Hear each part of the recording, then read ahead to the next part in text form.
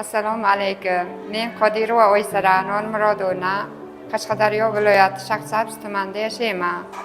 Men hozirda Toshkent shahridagi Ezgu niyat klinikasida nevaracham Ne'matillayeva Madinani olib kelganman.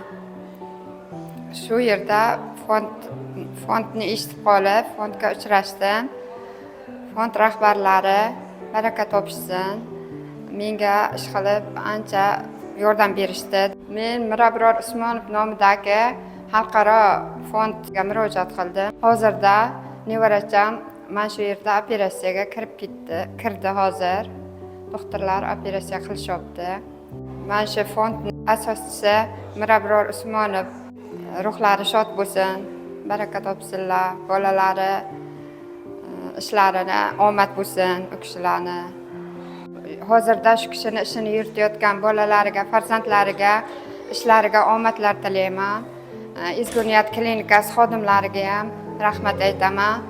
Agar mana shunday menga o'xshab sharoiti og'ir oilalardan bo'lsangiz, keling. Mirabror Usmonov nomidagi xalqaro fond murojaat qilsangizlar, yordam berishar ekan.